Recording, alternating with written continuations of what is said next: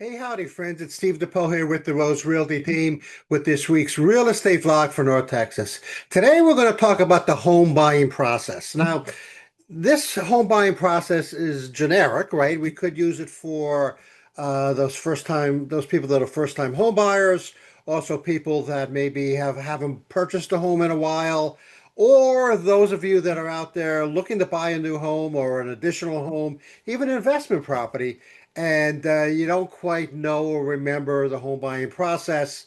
We're here in this particular video to give you all an idea about what that process is. So let's get into it. So look, you're thinking about buying a home, but you feel like a little bit overwhelmed at the process. I get it. You're not alone. A lot of people are. That's why we're going to break down here this step by step, kind of like a five-step process of how it all works, right? So you can enter into that home buying process with clarity and confidence. Now, for securing, we're going to talk about securing the financial aspect and choosing the right real estate agent, to understanding how offers work, and how closing in escrow all kind of works. And this is again, this is not only for somebody who is in a first-time home buyer, but also maybe somebody who's done it before, but then maybe hasn't done it in a while, maybe 14, maybe 10, 14, 15 years, something like that, and have kind of gotten out of the obviously day to day and how it all works. Because if you haven't purchased in maybe like 10 or 15 years, things have changed a lot since you purchased back then, right? And so this is going to be like a sort of a high level overview, and you're going to get an idea of what that home buying process is and things you should watch out for and prepare for as you kind of get into the home buying process. So let's start. So get financially prepared, right? It's important to understand what your credit score is, right? Now, if your credit score is in the high sixes to eights, you're probably in pretty good shape.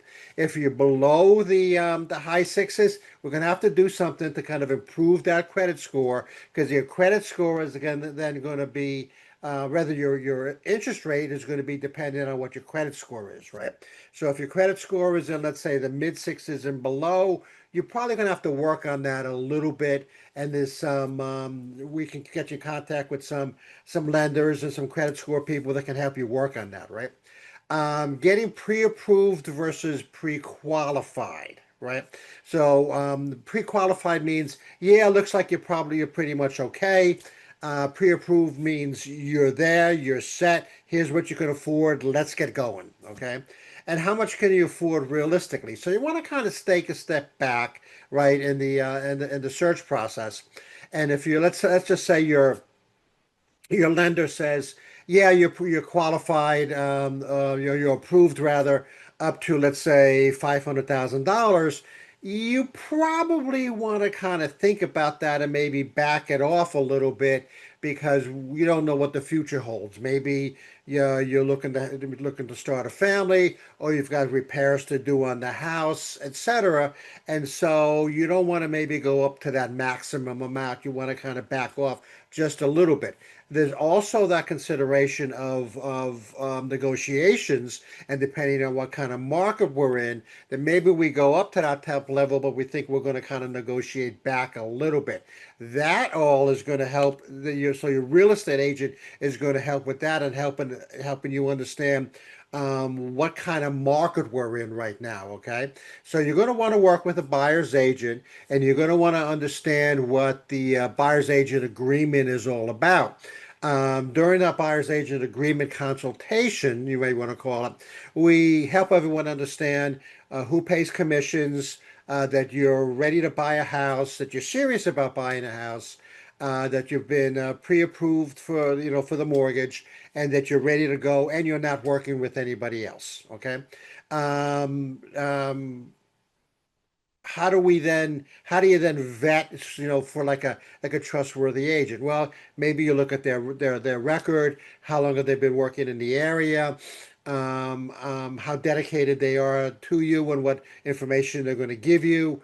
That you kind of click well together. Hey, I'm going to be honest with you. There's people that I worked with, that we just didn't click, and neither one of us really enjoy the process, and enjoy the transaction.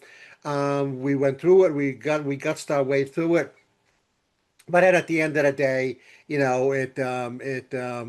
wasn't a phenomenal experience for either one of us.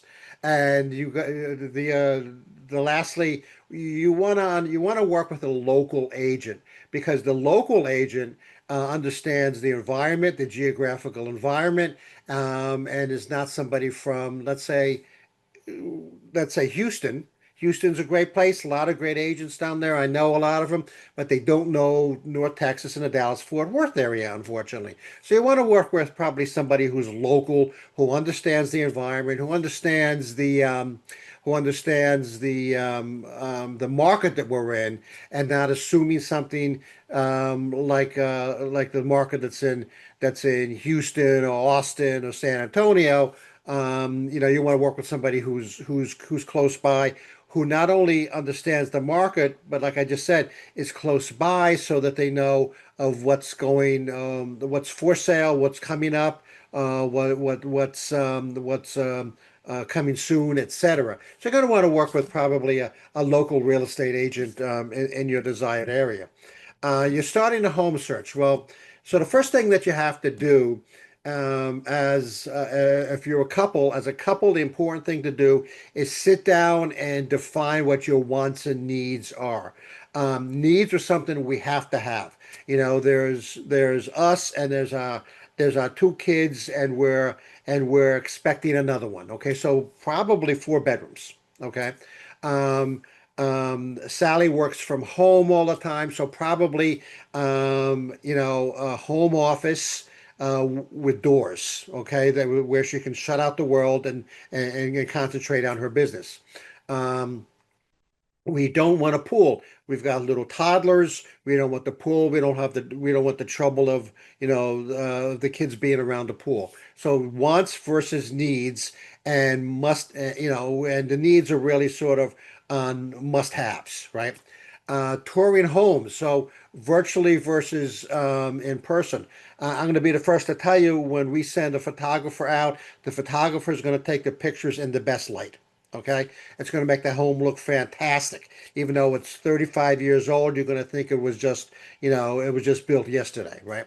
So it's good to kind of break down the pictures, take a look at the pictures that are online, that I send you to take a look at.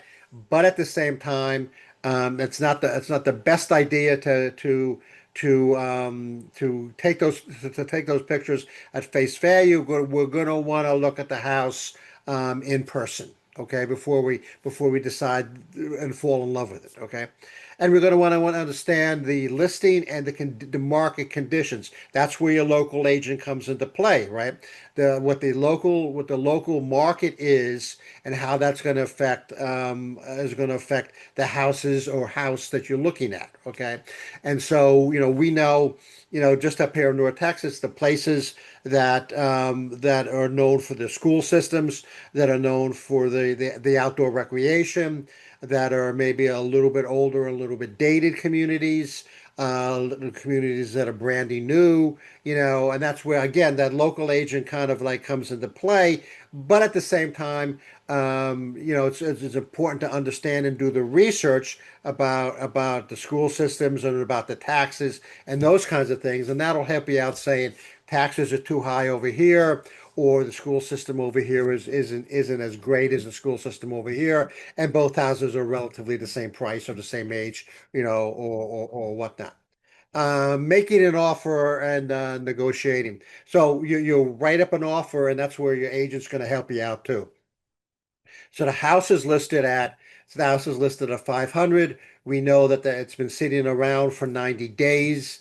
We've already talked to the other agent and know that it's been sitting around for 90 days with no offers. Now, why doesn't have any offers? Well, maybe it's a little bit too high priced.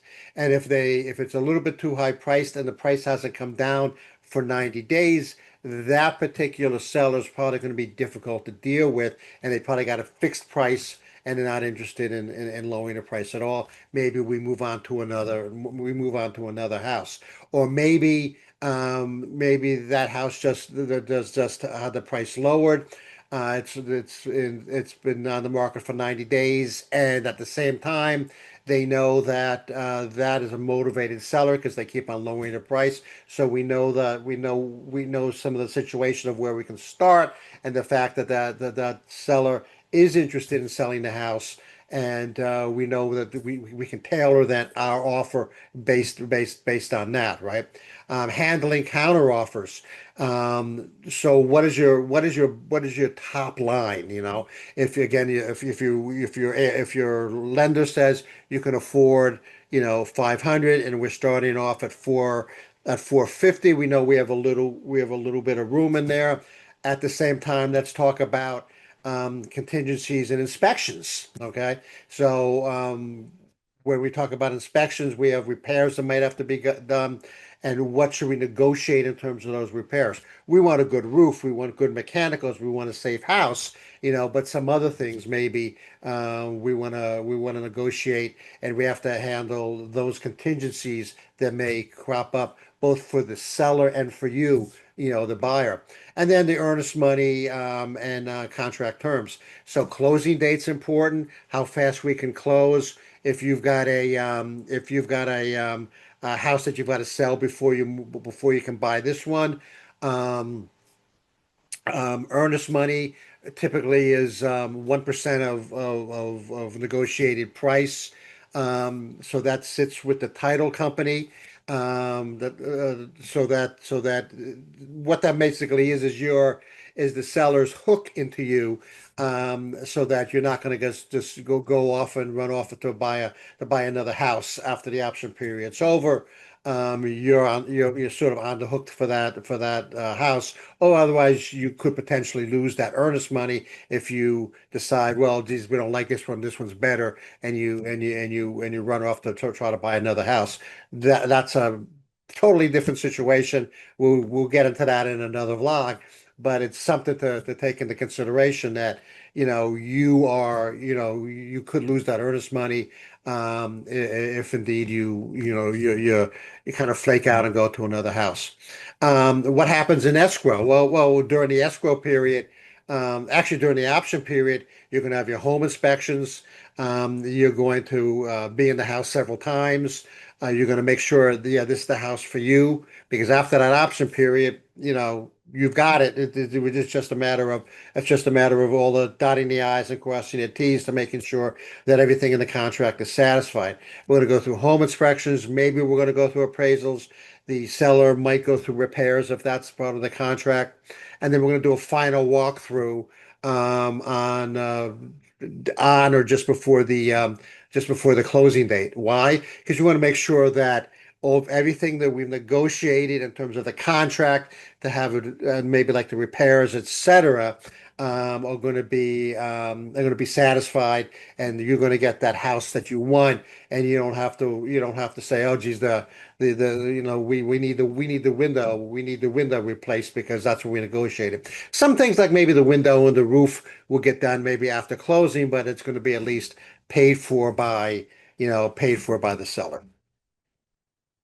That was a lot. I mean, I understand that was kind of quick, and that was a lot. But I kind of hope that maybe you kind of feel a little bit better, that you understand a little bit better about the house buying process than you did before. If you do, hey, give us a thumbs up, and subscribe to our YouTube channel.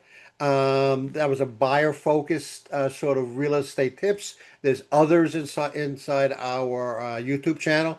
Maybe you could give us a like and a thumbs up, if you don't mind.